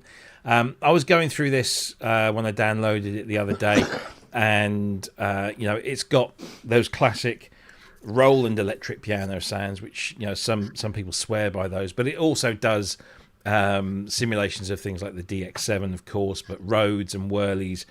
And all of that stuff in there as well. It's a very versatile. If electric piano is what you're after, this is a really nice addition. And I did like the original one that they did, which was the acoustic piano. So this just seems like a natural progression. Scott, you were saying that this appeals to you. Yeah, well, I actually just downloaded it just before we came in here. So I've not tried it yet, but I've got the Ultimate package with the Roland Cloud anyway, so I just thought I'll grab that and see how it is. I do like my keys. I like it's just something to mess around on, you know. It's just I don't think there's anything better. That and pianos. Sometimes if you just sit down with something like that, you can jam for hours. Yeah, just on your own. I don't think pianos I use quite a lot in my music, but not so much electric keys. I just like to sit and play them, and I think this may be one of those. It's just a nice instrument.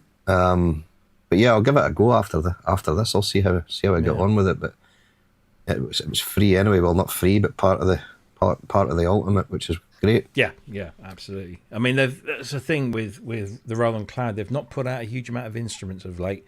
And this and the previous, the acoustic piano is probably the most recent ones they've done. But it's nice. It's a nice little addition. Kent, you do like a piano, although more acoustic, I guess. But you're not I can't remember if you've got Roland Cloud or not. No, I'm not a fan of subscription. No. Just not.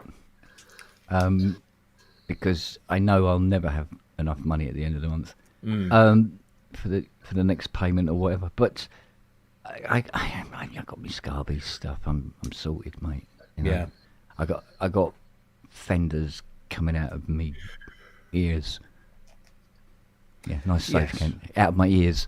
And you got it's on that. Yeah, yeah. It's on Keyscape. You've got Keyscape as well, Kent. There's lots of electric pianos in there as well. Yeah, exactly. So, is it offering anything specifically different? No, not it's really. It's just bolstering it's up adding to the suite of the package. That Roland it's bolstering, it's bolstering up the package essentially. Yeah. So if you got the Roland Cloud, then enjoy. Yeah. Is this going to tear you away from the pianos on the montage? I doubt it. No. I got the RD1000, so I've got all those Roland electric pianos. I've got electric pianos coming out my ears. If you've already got the Roland Cloud thing, then great, you get some new sounds. But I wish they'd used something that sounded a little more characterful in that video, because it just felt like, are you going to go to another sound or? Yeah, I was looking for wasn't a lot of dynamics either. No. So sounded quite thin actually. The opening patch, when you open that first patch that it loads up, is actually rather nice with the effects on. But they could have been a bit more adventurous. For sure. So not for me, but I get it. It's good. It's good for anyone that's got the cloud. Indeed, absolutely. Let's talk a bit more about pianos, because there's another piano plugin, one of the finest, I am told. In the form of Pianoteq version 9.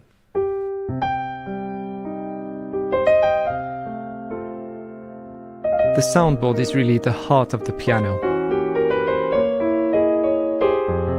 It's where the magic comes from. We've spent 3 years listening, scrutinizing, refining every detail of all our piano sounds to reach a new standard of expressiveness.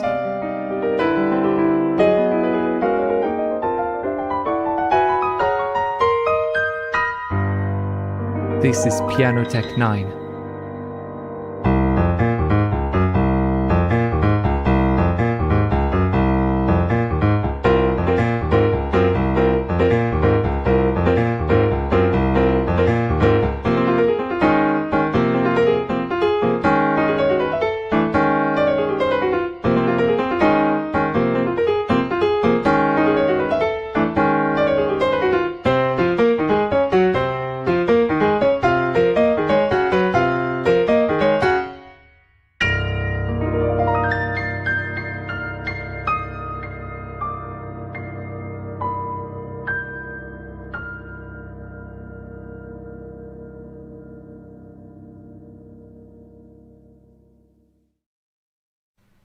Often cited by many as probably the best physically modelled piano, and you can't really disagree when you hear the quality of that. Pianoteq has just been upgraded to version 9, which includes complete reworkings of pretty much every model they've got in there. The fact that it's physically modeled means that you get all of that, and it comes in at around 50 megabytes. I mean, it's ridiculous. It's also available not only on Windows and Mac OS, but also on Linux and iOS as well. So another one for the iOS crowd for sure. And it is, I'm looking at the wrong page. Here we go. So it's endorsed by all of those piano manufacturers. So that's pretty much all the big ones. It's got to be good if they've put their names to it. It's just an exquisite package. There's different models. Different packages available. You can start off at €139 for the stage version, where you get to choose 2 instrument packs, and then standard is $269, Pro is $399, and then the ultimate bundle of everything with all the instrument packs included, supporting up to 192 kilohertz in audio as well, is $929. Plenty to choose from, but you can also try it as well. Endorsed by the likes of Brian Eno, Steve Naive, Paul Wiggins as well. You can get a free trial if you're not convinced. But this is a lovely thing. I'm going to go to our resident piano expert, certainly sampled or modelled piano expert. Hey, how did you know I was going to come to you? You snort. I might have gone to Andrew. No, we've got expert. Well, got to be nice to you, haven't I? Because I didn't let you in the studio for the first. Put it this way: I'd recognise one if a piano fell out of a tree on me.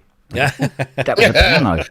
Can we sample that? Yeah, that's about the extent of my experience. I mean, you've got a lot of sample pianos. Do you have? Yeah. This? Yeah. I bought 9. Of course you did. I bought 9. Was it yesterday or the day before? Yeah. Yeah, I've got 9. Yeah. But additional to this, the harp. Oh yes, man. there's a harp. The harp is beautiful, and the marimba is to die for. Yeah. Beautiful tones. Celeste is also delicious. Mm. Yeah, this is the dog's doodahs. No offence, Siri. Seriously, it really She is. hasn't got any doodahs. Well, no, I don't want her to feel left out, you know. Yeah, okay, fair enough. Yeah, just talking about the pianos there, let's just share on here. So, acoustic pianos, you get to choose from 2 from the basic version and up to all of them for the €929 version. You've got Steinways, you've got Kawais, Bosendorfers, Bechsteins, Steingrebers, Grottrian Concert Royal, whatever one of those is. Bluthner's in there. Plus you've got electric pianos. You've got this the concert harp and the Celtic harp, classical guitar, vibraphone, celeste, xylophone, steel pans, harpsichords. All of that is you can choose from. I think 2 for the first, the low price one, and then up to all of them for the 900 one. So there's plenty to choose from there. But it's and there's also free instruments as well. There's some bells and carillons and things in there. So yeah, you get a lot for your money for sure. And it's modelled, and so it doesn't take up a huge. You don't need gigabytes of hard drive space. Yeah, I mean when you press your sustain pedal, you hear it. Yeah, you hear the pedal board going up inside the casing. Yeah. And up and down inside the casing. Any piano library that doesn't have those sounds in there, it just gets tossed in the bin. It has to have those sounds. Many years ago, I used to hire in Bosendorfer pianos into studios where we were doing sessions that required a particular. I've always loved the Bosendorfers, and they would come in and set up everything. So if you moved it 3 feet or the temperature changed in the ambient temperature changed in the studio, they would come in and they'd not just tune the strings, they'd tune the body. Every aspect of it was tuned, and they'd take into account the player, whoever was playing it, and they'd make adjustments to sit that. This is what this does. And I've been trying to avoid looking at it for a long time, because this is precisely my kind of piano plugin. I have had a listen to the demos, and oh god, it's good. It's really good, and this really is tickling my but I've got this £400 for the Pro. I can't afford the £900 at the moment, but I'm so tempted by this. It's a lovely thing. Sergey says in the chat, Yamaha. I'm surprised after all these years that one of the big boys hasn't bought them up, because they're using their pianos and they're particular. I mean, if you look at all the piano brands that Yamaha own, apart from their own, don't they own Bechstein and Bosendorfer as well? Are they all? I'm sure those are all under the Yamaha brand. But yeah, it's Scotty. Robbie. It Can you sounds give it great. anymore? What do you think about this? I think it sounds great. Yeah. I don't have it. But I think I may end up having it at some point. It won't be at the moment, but I think I will end up having this at some point because, like I said before, I do like my keys just to sit and jam and play on. But more so real pianos I'll use in tracks as well. So than I would the electric side of things. I think mostly I'll use Keyscape at the moment, and I've got a few contact pianos that I really love, but this thing here just sounds incredible. It does sound very, very nice, and for it not to be a sampled instrument as well, it's taking up very little space. I think what's interesting, Lady Aptitude says, why does the value decrease if you choose more? 2 pianos, 70, 3, 90, etc. It's not just the number of pianos you get. You get new features as you go up through the different pro stage standards. You get overtones, you get model tweaking, you get a whole bunch of stuff every time you upgrade that you don't get in the previous thing. So it's not just having another model. There you go. It's a whole bunch of other things as well. So this. Yeah, like Scott, this speaks to me. It really does. Yeah, so the standard version adds in model tweaking, advanced tuning, mixing and moving the microphones, loading in external reverb impulses and instrument morphing and layering. And then the next version has all of that plus per note edit of physical parameters, thousands of editable overtones, and support for 192 kilohertz audio. And then the big one has all of that and all of the packages in there as well, and as you saw, there was quite a lot of packages.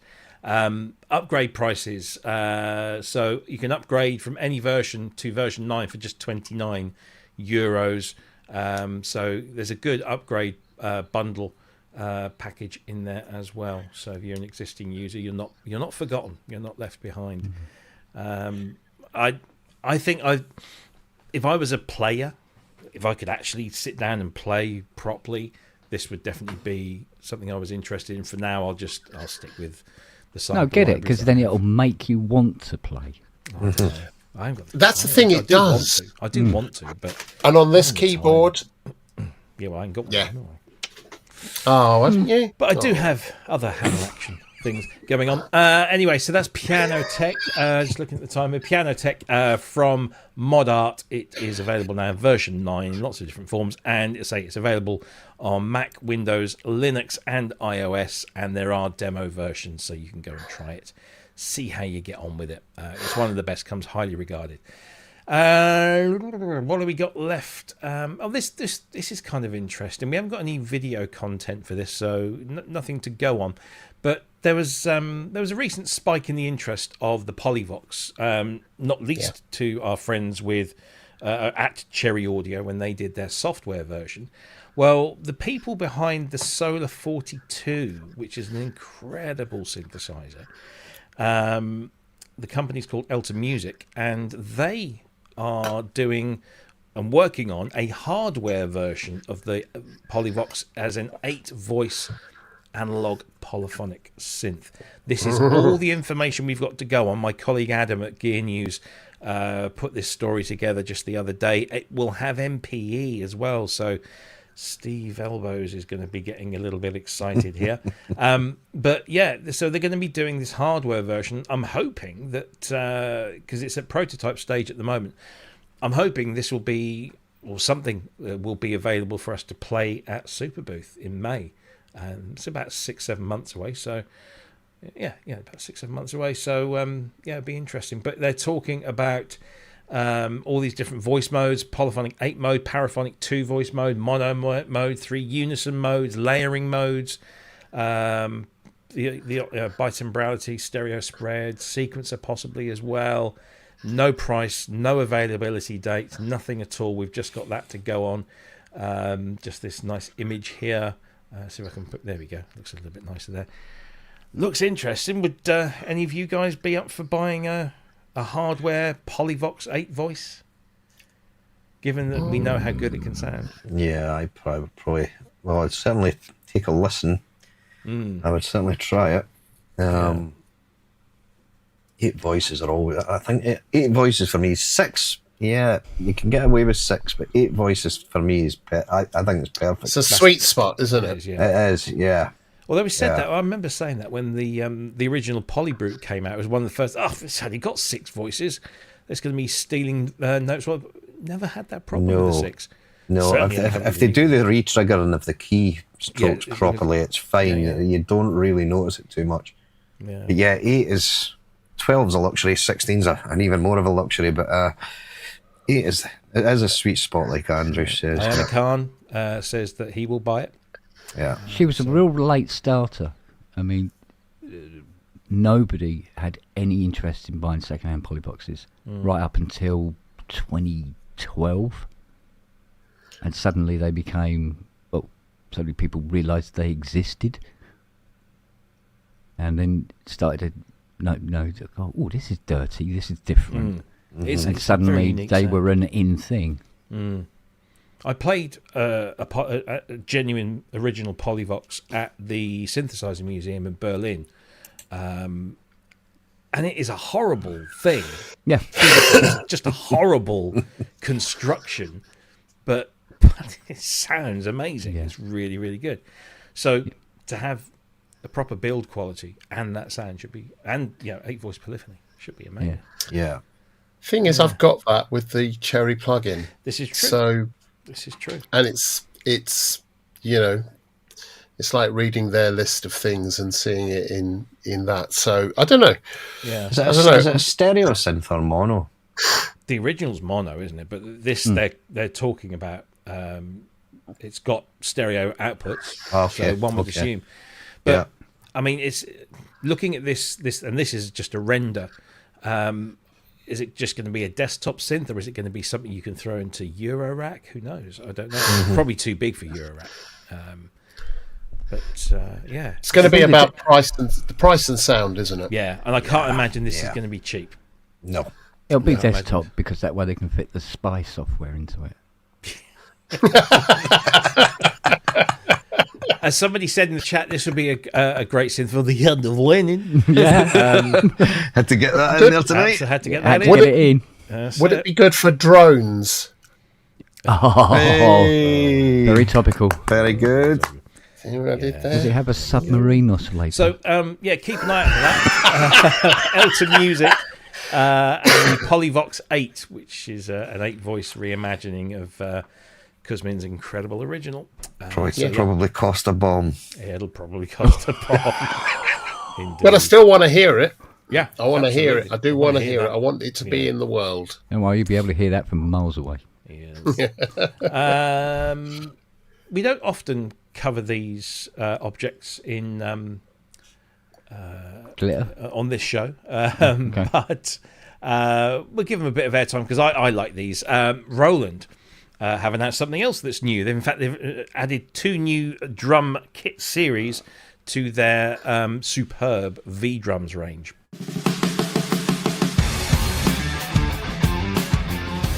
When it comes to Roland V-Drums, sound and expression have always been at the heart of the experience.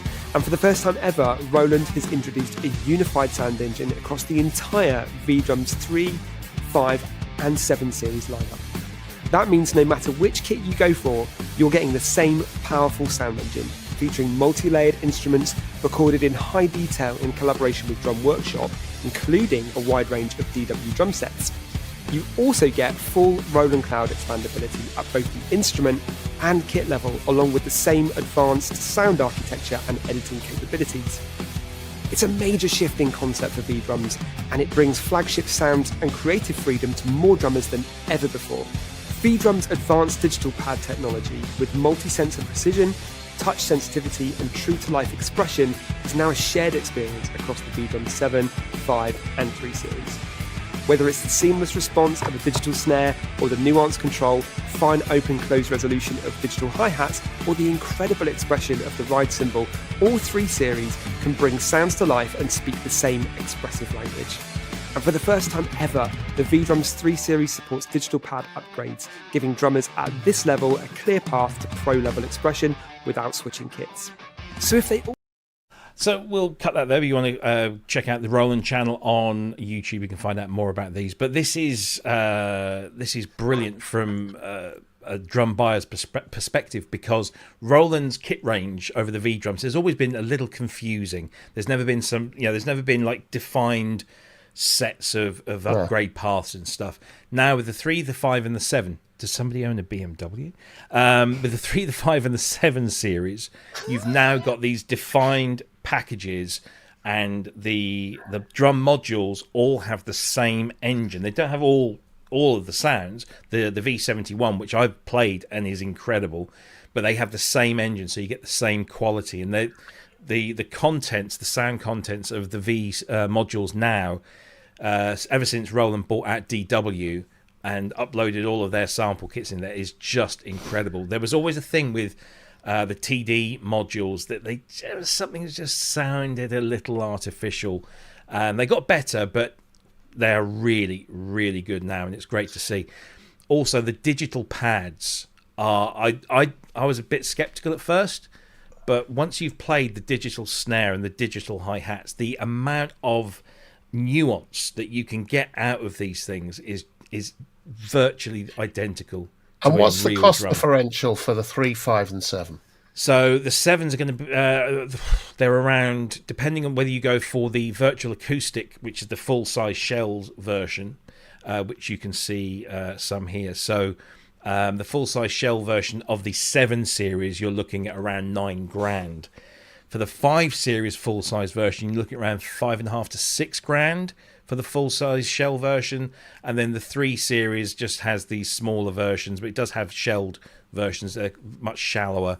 I forget how much those are, but they're also versions of the 5 series, because there are essentially three kits per series. So you have the VAD, which is the virtual acoustic, so it's the same shells, full-size shells.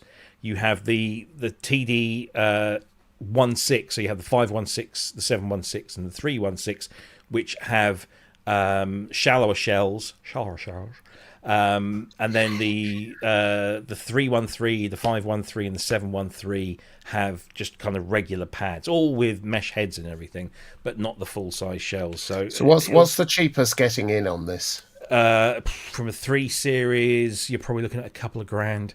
They're not the cheapest of kits. You can throw a 5 series up against, say, an Alesis Strike Pro. Or the Alesis, there was another one they released. It was slightly further down the range. But I always thought that Roland drums were just like too expensive. The V-Drums were just way too expensive. Having played the TD 716, I had it for a few weeks here. It's just incredible. You can see exactly why, because the build quality, the racks, the drum pads, the cymbal pads, the quality is just exquisite. You pay for what you get here. For sure, but those modules sound incredible. They really do. I think, for all of us doing, we make electronic music or whatever, but we like live performance. Being able to use a kit that really captures that and lets the player, the drummer, play in the way that's natural on a natural drum kit. Yeah. That's everyone's dream, just about come true, isn't it? Yeah. It's for me, it's just the detail, the nuance in that snare. I'm sure they eventually will bring that. Not that you need it, because the toms and the crashes are basically, they're the ones that you don't really want the nuance on. But if they were to bring it to those, it's just incredible. And the kick drum as well is, especially when you've got the full size one, it just adds something. I don't know whether it must be psychological. When you see these full size shell kits, because they don't add anything to the sound. Whatever it is, if it works. Yeah, absolutely. Kent's got any comments on this? I don't think either of you are drummers, but nothing. I got nothing. Nothing. That's fine. It sounds like my daughter had. We got my daughter a good few years ago now. It was a TD 4KX, I think it was. And those drums on that sound a hell of a lot better than that did. I was a little bit disappointed for how much we spent on that TD4KX, how the drums sounded. It was great for her to try and learn on, albeit that maybe 8 months down the line ended up just being a clothes horse in her bedroom, but as things do, you know. But yeah, I ended up practicing away on it more than she did in the end, I think. But it was great for that. But this sounds proper. They really do sound. The sounds are really, really good. It's the first time that I've played an E-drum kit and never wanted once to plug in my laptop and use Superior Drummer. Yeah, right, okay. Which is, for me, the go-to plugin. It's the one I use on all my E-kits as well as...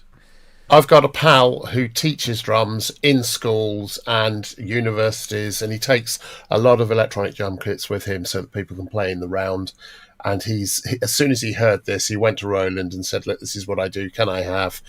And he said, they're just the best. They are so robust. They feel like a real drum kit. They are built like brick outhouses. Yeah, absolutely. Yeah. The quality of the frames are so heavy. Yeah. And just, they're bulletproof. And the quality of the actual pads themselves is very, very good. They do set themselves apart financially as well as in terms of build quality. And it's definitely worth it. So there you go. Roland V-Drums 3 and 5 series now added to the range. So you get 3, 5 and a 7. Aspire to the 7, but you won't be disappointed with either of the other two. Right. Okay. So we've got about 9 minutes left. We've pretty much covered everything that we were going to do. But I want to mention a few things. First of all, I'd like to bring in our brand new addition to our Patreon offering and our YouTube channel member offering, and that is we've got a brand new Custom Sonics Halloween decent sampler pack courtesy of Ger Hughes from Custom Sonics, who donated this. It is now available and it's full of creepy ProSynth Network inspired sounds, so there are some of our voices are in there as well. It's a very clever package. So you can if you're a Patreon member, you can go to our Patreon page and you'll find that the link's there for you to download it. And if you're a YouTube channel member, all you got to do is go to our YouTube channel and click on the Posts tab, and all of our subscribers will see a tab there that you can download that pack for Decent Sampler. Of course, Decent Sampler is completely free of charge, so you can download the latest version of that and play away with this to your heart's content.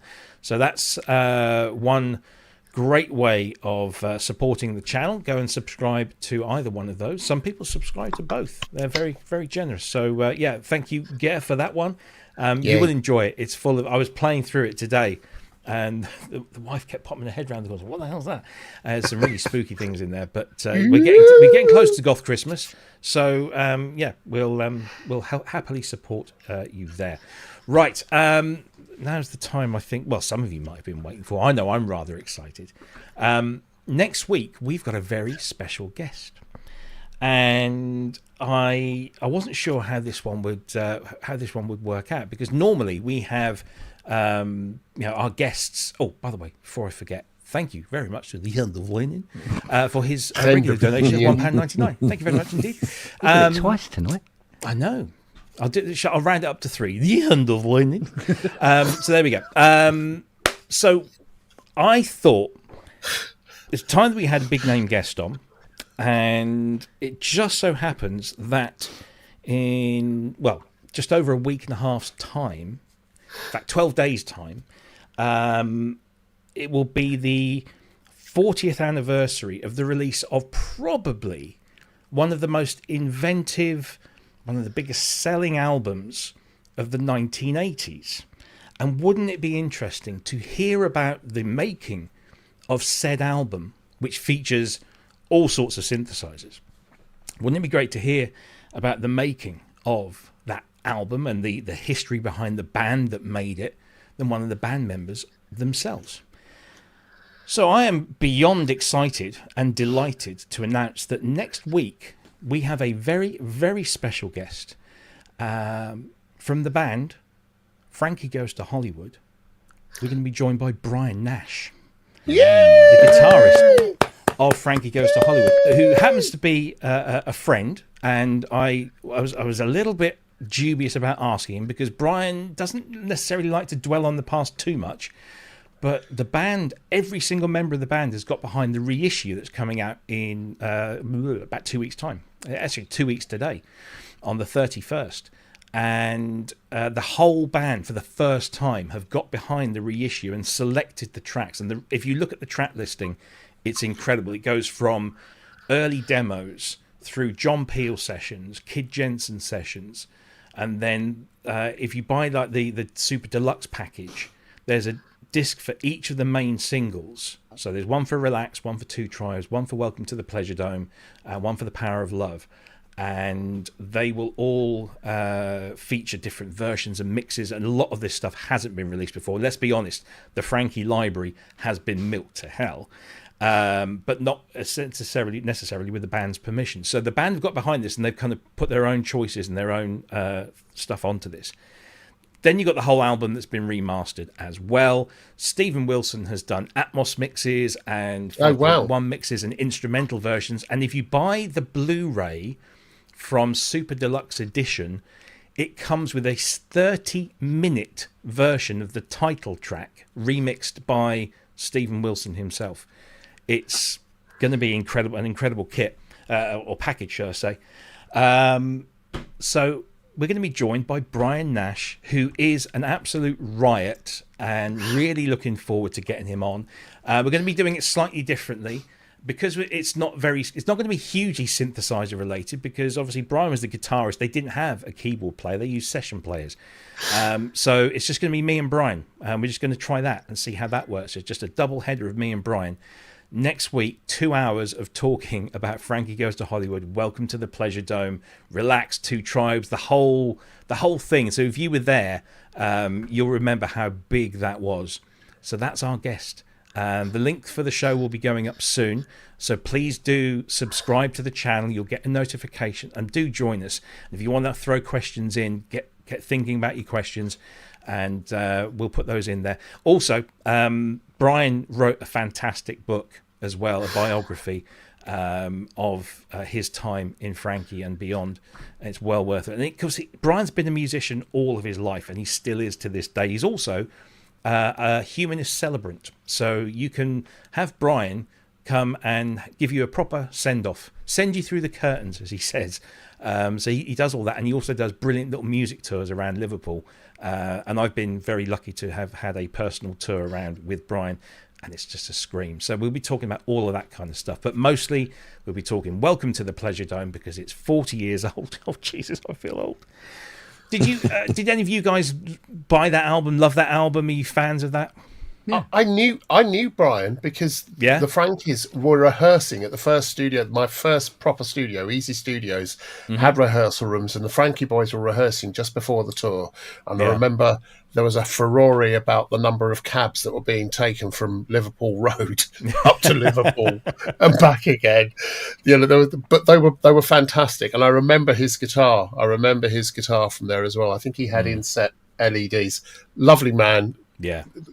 I remember it well. 40 years ago. Flip it. I know, right? Scary. What were you doing 40 years ago, Scott? 40 years ago, I was still at school. Yeah, me too. Yeah. So, what would I have been, 12? Wow. Oh. That's scary. Kent's now looking... he's probably been employed for 20 years. Yeah. But I didn't have the album, but my mum and dad did, and I heard it a lot. It was played a lot in our house. One of my dad's favourite albums for a long time. Anytime that I hear it now, it always reminds me of my mum and dad's New Year parties, you know, when they had people around it.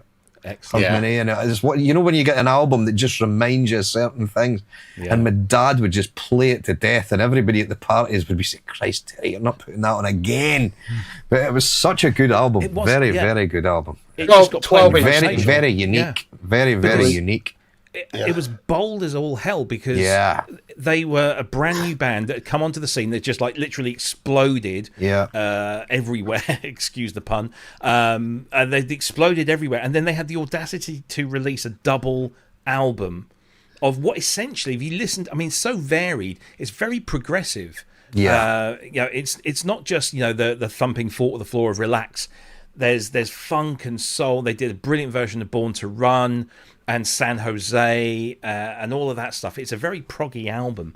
I remember, so my sort of standout memory of when it came out, I'd moved school and started at this new school about a year before, and so I was still kind of trying to sort of settle in. And when the album got released in early 85, well, no, it was October 85, wasn't it? I remember taking my record player. I had one of these little portable Fidelity record players that was battery operated. And I took that into school because I then bunked off at lunchtime, which we weren't allowed to do.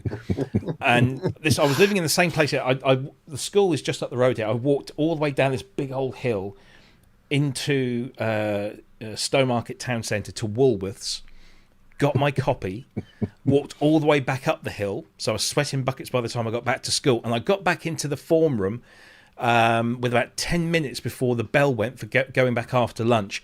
And as soon as I walked in, everybody crowded round this record player, and we put on the side one.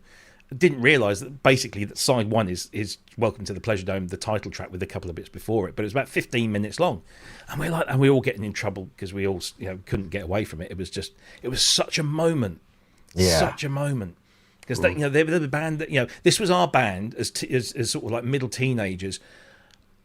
This was the band that our parents didn't want us to like. They were controversial. My mum would be saying, "I've just heard that. Relax. I can hear all sorts of noises going on in there." Yes, mum. Yes, you're right. And isn't it good? And they helped form my political view. Two tribes. You remember? Obviously there was like 3 or 4 different 12-inch singles of that, but they had all of the statistics on the back about nuclear arsenals and what would happen in the event of a nuclear war and all this. Yeah. And they were frightened about breaking the Official Secrets Act because of the voiceover that what's his face? I can't remember his name now. Who did Alan. Anyway, but he did the voiceover for the government films. And so they got him in to do it. Patrick Allen. There we go. That's the name. Patrick Allen, that's him, yeah. And they thought they were going to... Because he was worried that he was going to break the Official Secrets Act because they got a copy of the script of this Protect and Survive video. And I've got the booklet somewhere. It's amazing. Yeah, so anyway, Frankie Goes to Hollywood. Welcome to the Pleasure Dome. Brian Nash will be on this show next week, and we'll be talking all things Frankie. So if you're interested in that, and you must be, I think. If you're I'm going to be loving that. Yeah, it's going to be a good show. So please do join us. Make sure you hit the subscribe button and the notification bell. The link to the show will be going up probably in the next 24 hours. And then please do join us for that.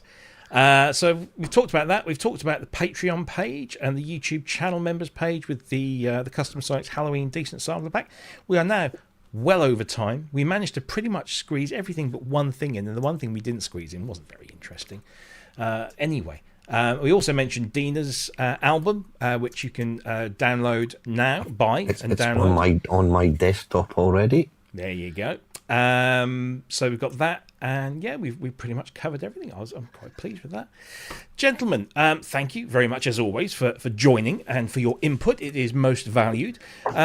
Scotty, what are you doing this weekend? Anything fun and interesting? It's quite a quiet one. Well, obviously this commission work, so I'm not sure if they'll need any more out of me over the weekend or whether that'll wait till Monday. But I've got a sneaky suspicion there might be more work needed over the weekend again. So if there's not too much, I'll get the videos done for this forum bank and get them done and out. Yeah. And then next week, I take Sean over. I'm taking Sean over to Barcelona next Thursday, so we're away for a week over there. Barcelona. Make sure you get a good internet connection. You can watch the show. Yeah, I know. Yeah, sit in a bar somewhere. Indeed. And can I also put a request in? Seeing as you've got the old PB12 there behind you, for Volume 3, wonderful sound. You know you want to. If anybody has got a Polybrute 12, you need to buy Scott's sound banks for the Polybrute 12 because they knock the factory presets into a very large cocktail. It makes it into a different keyboard altogether. It does, yeah, it really does. So please do go out and buy it. And of course, if you check out Scotty's website, you'll find loads more stuff for your synths out there. But brilliant. He's a geezer. Yeah, good to have you, mate. As always, thank you very much indeed. Mr. Spong, cars or synths this weekend? I'm reassembling a Mustang dashboard. Okay. Did you choose a steering wheel, by the way?